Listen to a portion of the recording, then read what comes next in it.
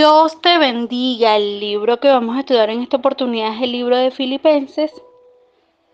En griego se diría pros Filipesius. Es decir, a los filipenses. El autor de este libro es el apóstol Pablo. Se escribió aproximadamente en el año 60-62 después de Cristo, y también esta carta fue escrita desde la prisión.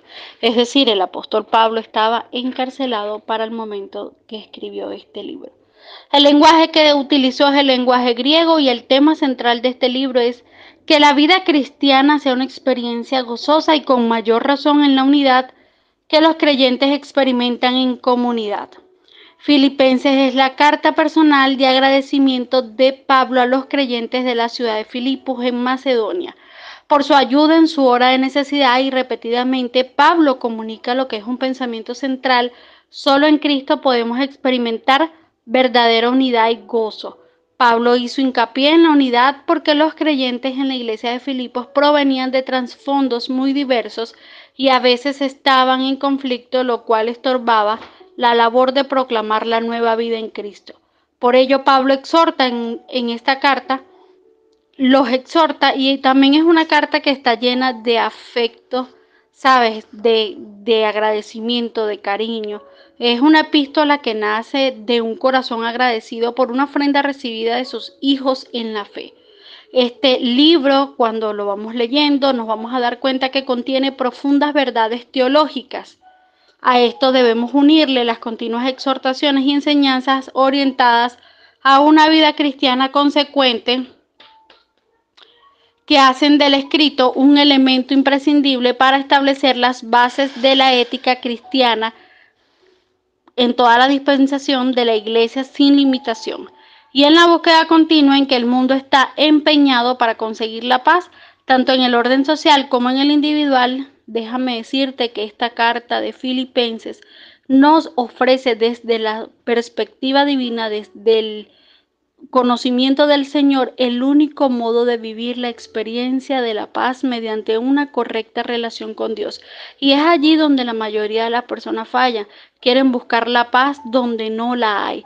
Hay un corito que dice: gozo, gozo, gozo yo quería, pero lo buscaba donde no lo había. Y así hay mucha gente buscando y tratando de tener la paz a través de todas las cosas, quizás materiales, quizás sentimentales, pero no es la correcta forma de obtener la paz que solamente Dios puede darnos.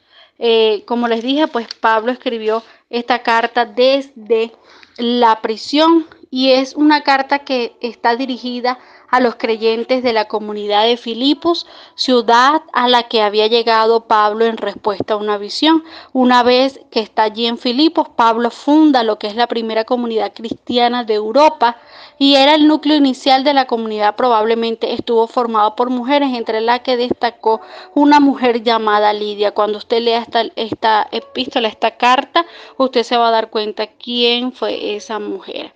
Esta carta también nos advierte sobre los falsos obreros que tratarán de establecer su propia justicia en contraste con los verdaderos siervos de Dios.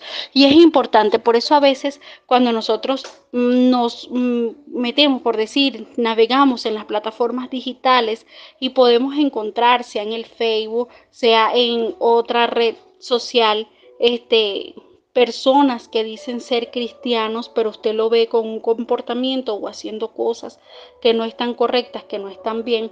Usted puede decir: no, es que esos todos son iguales, esos cristianos todos son igualitos, esos son chimbos, son ladrones, son esto, son aquello.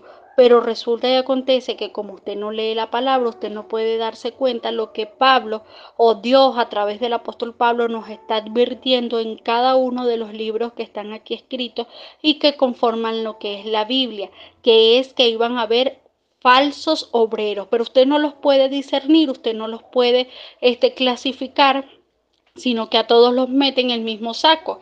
Y ese es un error, porque hay verdaderos hombres y mujeres puestos por Dios, llamados y escogidos para su ministerio, como también el enemigo ha levantado falsos obreros que hagan daño en la obra del Señor. Y usted allí pues no lo va a discernir porque no conoce de la palabra. Por eso siempre trato de colocar, ya a nosotros no nos sorprende nada de lo que vemos por las plataformas digitales en cuanto a personas haciéndose pasar por siervos de Dios y haciendo shows y payasadas en las redes sociales, porque ya nosotros sabemos quiénes son y quiénes no son. ¿Me explico? Entonces, en esta carta, ¿qué hace? Pablo exhorta a los hermanos a permanecer firmes en la fe, llamando a concordia a quienes tienen diferencias entre sí, es decir, a que busquen la paz entre sí, mientras les insta a regocijarse en el Señor, llamándolos a pensar en lo que es de la alabanza. En la carta también aparece una cristología manifestativa mediante una corta pero profunda referencia a la condición eterna de Cristo, a su humanidad, su limitación, su humillación, su muerte, su resurrección y su glorificación. Es importante que cada día que nosotros aprendamos algo nuevo sobre la palabra de Dios, que nuestro corazón lo dispongamos a oír la palabra de Dios. La Biblia dice que la fe viene por el oír y el oír la palabra de Dios. En uno de mis videos yo decía que todo lo que entra por nuestra vista va directamente a nuestro corazón, a nuestra mente, y todo lo que entra por nuestros oídos iba directamente a nuestro corazón y a nuestra mente. Entonces, que era importante lo que nosotros oíamos, lo que nosotros veíamos. Y cuando usted abre y cierra el ojo, se mete un ratico en las plataformas digitales, usted se va a dar cuenta que allí no hay nada prácticamente que lo edifique.